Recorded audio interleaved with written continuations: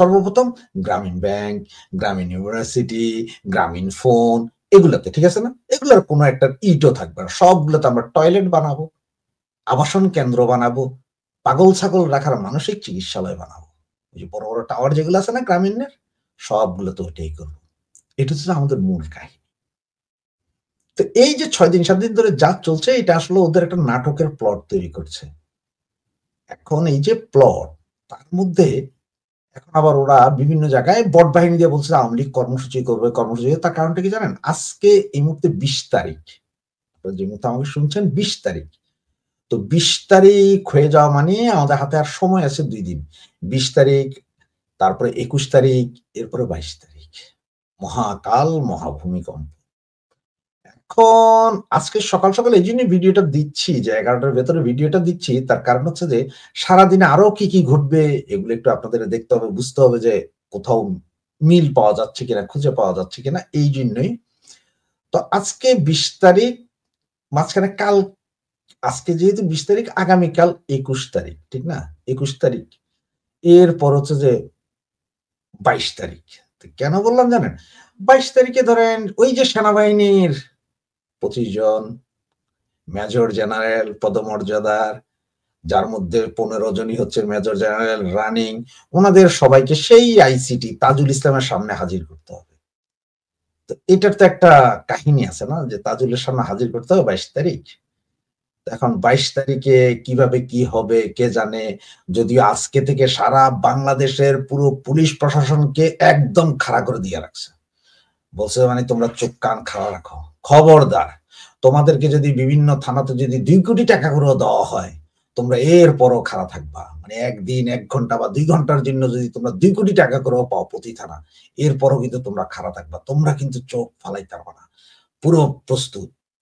কারণ হচ্ছে যে ২২ তারিখ সামনে আসতেছে। কি হয় কি জানি।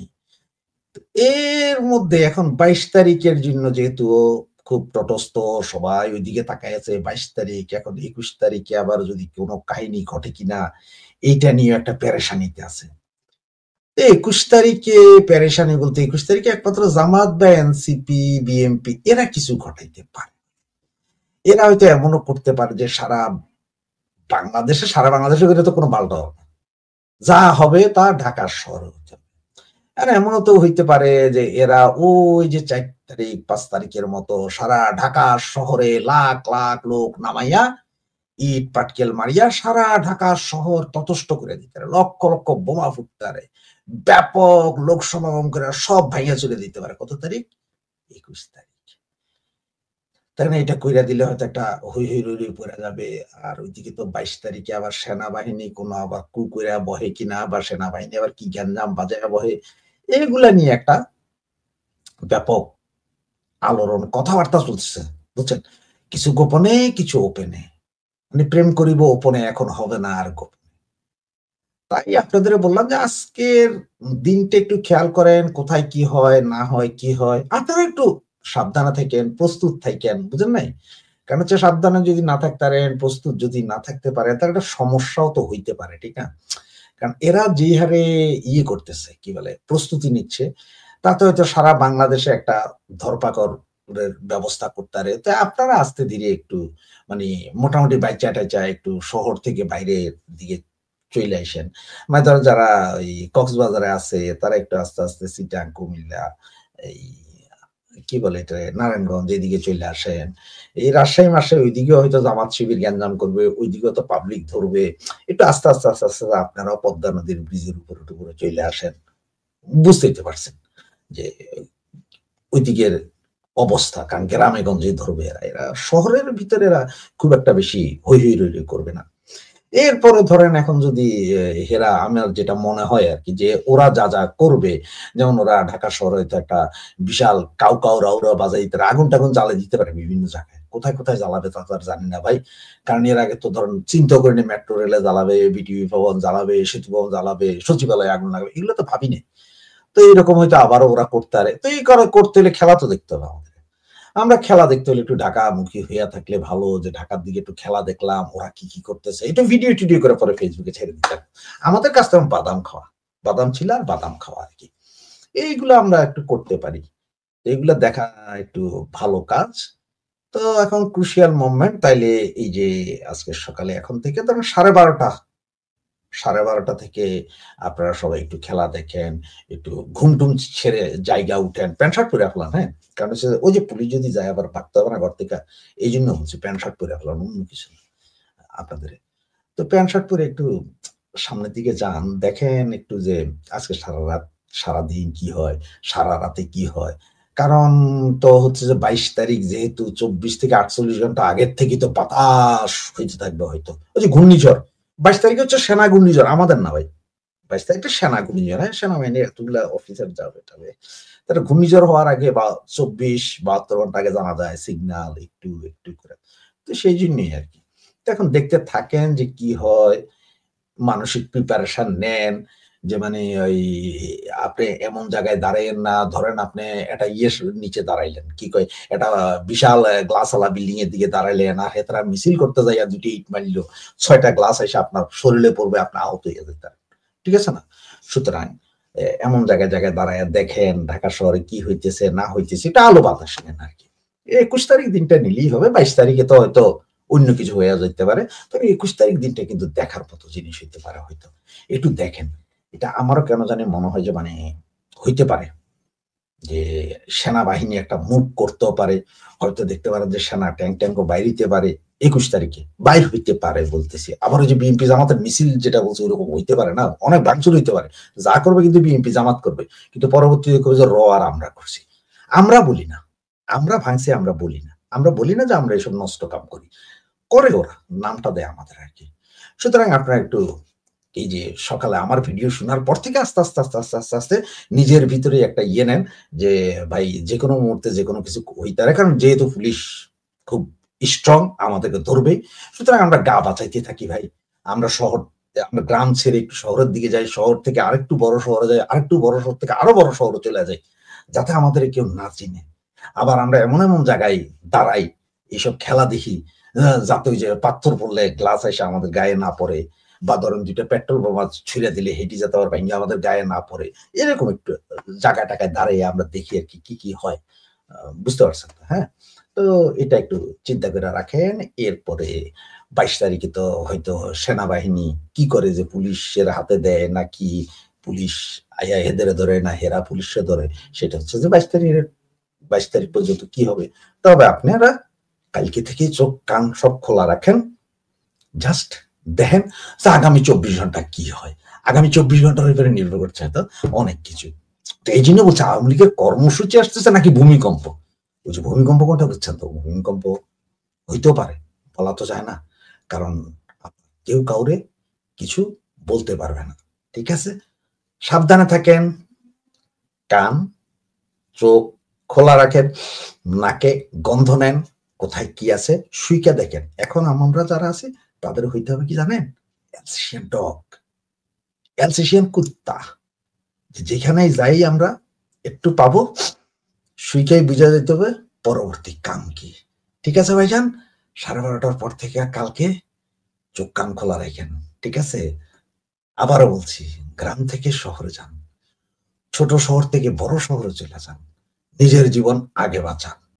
প্লিজ সাবস্ক্রাইব করতে ভুলবেন না। সাবস্ক্রিপশন আরো অনেক বেশি বাড়ানো প্রয়োজন। আপনার বন্ধু-বান্ধব সকলকে বলুন একটু সাবস্ক্রাইব করতে। প্লিজ সাবস্ক্রাইবটা বাড়ানোর জন্য সহযোগিতা করুন।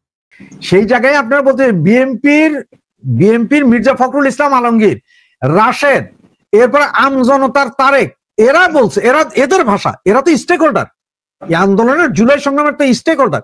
এরাই বলতেছে যে ওনারা একটা আলোচনা করে বলে যে এইটাই ফর্দ, সেই আলোচনা পরে যখন ওই যে কাগজটা পাঠায়, এরকম কাগজ পাঠায় যে ভাই এই কাগজটা পড়ে দেখো, ওখানে যাই দেখি যে এই কাগজের সাথে আর ওনারা আলোচনা করছে এটা মিলি নাই। আমি আর আপনি কেমনে বিশ্বাস করলাম যে ওনারা এই কথা লিখছেন? এখন এমনও তো হইতে পারে যে লাস্ট পেজে যে সিগনেচারটা করছে, এখন মাঝখান থেকে 3টা পেজ চেঞ্জ হয়ে যাইব। আমার কথাটা কি বুঝতে পারছেন? যেমন ধরেন আপনার এই যে আমরা বিদেশে যারা থাকি, বিদেশে অনেকেই জানেন যে ব্যাংকের কোনো ডকুমেন্টস, মানে ব্যাংকের এই ধরনের কোন ডকুমেন্ট 10 পাতা 12 পাতা হইলে প্রতিটা পাতা পড়তে হয় এবং লিখতে হয়। ভাই আপনার ব্যাকগ্রাউন্ডের কারণে ওই এটা দেখা যায় না। আচ্ছা, আপনাকে আমি ক্লিয়ার করে দিচ্ছি। আমি বললাম যে আমরা যারা বিদেশে থাকি এরা সবাই জানে। সেটা হচ্ছে যে ধরেন আপনার এরকম একটা কাগজ, এই যে এখানে 10 পাতা কাগজ আছে, কোন একটা চুক্তিপত্র হয়, তখন প্রতিটা পাতায় লেখা থাকে যে আমি দেখিয়া শুনিয়া পড়িয়া সাইন করিলাম। এই কথাটা নিজে লিখতে হবে। 100 জন যদি এটা শেয়ার হলে 100 জনে লিখবে ওইভাবে, এই এক পাতায়। তাহলে এখন 10টা পাতায় 10 বার 10টা সাইন 10 বার লিখতে আমি পড়িয়া, এই চুক্তি যেগুলো স্বাক্ষর করিয়াছেন এগুলো দিয়ে প্রতি পাতায় ওইভাবে স্বাক্ষর হইয়াছেন। মাঝখান থেকে যে ওই পাতাগুলো সরিয়ে যে অন্য পাতা ঢুকিবেন আপনি কিভাবে জানেন? আমি কিভাবে বিশ্বাস করলাম? এখন তো সর্বশেষ যখন জুলাই সনদ নিয়ে যে প্রোগ্রামটা হবে, প্রোগ্রামের আগে একদল লোক সেখানে খুব ঝামেলা শুরু করলো। তারা জুলাই আন্দোলন করছে, তারা অনেকে আহত আছে, তাদের কিছু দাবি আছে। এরপরে উপস্থিত ওইখানে আবারও একটা সংশোধনী নিয়ে আসছে। এখন আজকে রাত থেকে আবারও আন্দোলন চলছে, এটাতে আরো সংশোধনী আনতে হবে। এর মধ্যে স্বাক্ষর টাক্ষর তো হয়ে গেল। জানি না আপনি যেটা বলছেন এরপরে কি করতে চলেছে। না, ওই স্বাক্ষরের দামটা কি রইল আপনারা ওইটা বলেন। যে স্বাক্ষরে ইনস্ট্যান্ট চেঞ্জ করতে হয়েছে তার কারণ হচ্ছে কি জানেন? ওনারা যে আসলে কি করছে ভিতরে এটা পাবলিকলি পোস্ট দিত কেন? এই যে আপনার ইউনুস মহাজন উনি কোথায় যায়, লামিয়ারে কার পাশে বসে, কি কি খায়, এগুলার পোস্ট দিতে পারেন। আপনার ডাস্টবিন শফিক প্রতিদিন 1000 পোস্ট দিতে পারেন। কেন? এই জুলাই আন্দোলন, জুলাই সন্ত্রাসী কর্মকাণ্ডের কি কি ল আজকে পাশ করেছেন, এই 10টা পাতা সরাসরি ফেসবুক এবং পত্রিকাতে দিয়ে দিলে সমস্যা কি ছিল? এই কাজগুলো আমরা করতেছি, আপনারা কি বলেন? হইতো তো আমি সবাই জানতাম। এখন পত্রিকা, এই যে আপনি বলতেছি কি পত্রিকা জানি বললেন আপনি? প্রথম আলো। প্রথম আলো। তা আমি এটা প্রথম আলো বলি না, এটাকে বলি প্রথম আলু। তারা আজকে যা দিছে এমনও তো হইতে পারে যে কতক্ষণ পরে প্রেসারের লগে বলবে যে এই নিউজ গায়েব, আরেক নিউজ আইসা যাবে যে আমরা ভুলবশত ওই নিউজ হয়ে গেছিল। কেউ এখনো ওই কাগজ দিতে পারে নাই কেন? এটাতে এমন হচ্ছে যে ওনারা যেমন যে ক্ষমতা এসে বলছে শেখ হাসিনা পদত্যাগ করে চলে গেছেন, পরে যখন শেখ হাসিনা বললেন যে না আমি তো পদত্যাগ করি না, এইবার আর পদত্যাগ কত দিতে পারে না। সেম কাহিনী এইখানে এখন। কারণ ওরা তো সন্ত্রাসী কর্মকাণ্ড করে আসছে ভাই ক্ষমতায়, এখন ওদের রাজত্ব মপ করবে এই ভয়ে মানুষ কথা বলে না। সুতরাং যতটুকু গেইন করা যায় ততটুকুই ওনারা করে যাচ্ছেন। আর সর্বশেষ দেখবেন এই ইলেকশন তো হবেই না, আগামী 7-10 দিনের ভিতরে আরো বড় গ্যাঞ্জাম লাগতেছে, 7-10 দিনের ভিতরে দেখবেন ইলেকশন হবে না। যেগুলো হচ্ছে যে ডাক্তার ইউনূস মোটামুটি আরো বেশ কিছুদিন থাকবে, জামাত সাথে থাকবে। কি জামাত? এখন আপনি বলতে জামাত কেন থাকার চায়? কারণ হচ্ছে জানেন গত 17-18 বছর জামাতের যেই পরিমাণ রাজনৈতিক ক্ষতি হয়েছে। এখন আপনারা তো বলতে পারেন আমাকে যে ভাই রাজনৈতিক ক্ষতি তো আওয়ামী লীগ করছে।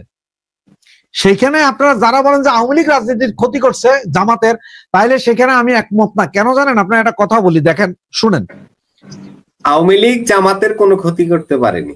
না, এটা অনেকেই বলে। এখন আপনি কেন জানেন? এই জামাত 1971 সালে জামাতের চরিত্র এখনো মানুষ জানে, আমাদের বাপ দাদারাও জানে।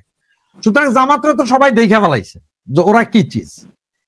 এরপরে জামাত যখন আসলো দেখেন 91 থেকে 96 জামাত মোটামুটি বিএনপির সাথে থেকে তাদের প্রভাব প্রতিপত্তি কিছুটা বাড়াইছে। 96 সালে আওয়ামী লীগ যেহেতু তাদের দাম দেয় নাই, সুতরাং তারা বিরোধী দল না, একদম নর্মাল দলে তারা আর কাজ করতে পারে নাই। 111 সরকারের সময় আপনারা জিনিস খেয়াল করেন, 111 সরকার এসে প্রথম বাটামটা চালাইছে কিন্তু বিএনপির উপর। আওয়ামী লীগ তখন ফুরফুরে মেজাজে, কারণ হচ্ছে ওদের তো দুর্নীতি নেই, 5 বছর তো এরা ক্ষমতায় ছিল না। 111 সরকার 2 মাস পরে করলে বাটাম শুরু করলো আওয়ামী লীগের উপরও। ঠিক ওই সময় কোথার থেকে ভুসভাস করে জামাত আইসা উঠলো, এবং ওই 2 বছর জামাত কিন্তু দুর্দান্ত দাপটে কিন্তু সারা দেশে ওদের ফলা হয়েছে সরকারি ছত্রছায়া। গত 15 বছর তারা এটা আর পায় নাই, কারণ আওয়ামী লীগ দাম দেয় নাই। এখন আবার ইউনূস সরকারের ক্ষমতায় ছত্রছায়ায় একই কাজ করতেছে। সুতরাং জামাত চাইতেছে ইউনূস সরকার থাকুক, তাদের এই ছত্রছায়াটা থাকুক, অত 2-4 বছর হইলে জামাত আরো বড় কিছু করতে পারবে। কারণ বিরোধীতে গেলে ওরা আর কিছু করতে পারে না। যেমন এই যে সরকারে থাইকা আমরা বলি যে সরকারে থাকার কারণে বিএনপির নেতাদের পেটের চর্বি মুঠ হয়ে গেছিল, আন্দোলন খাড়া করাইতে পারে না। ঠিক আওয়ামী লীগ একই। 16 বছর ক্ষমতায় ছিল, পেটের চর্বি এখন ঝরা শুরু হয়েছে। কিন্তু জামাতের পেটের চর্বি কিন্তু পেটের চর্বিই জমে না। ওদের সরকারে থাকলে চর্বি জমে, বিরোধী দলের চর্বি ওদের থাকেই না।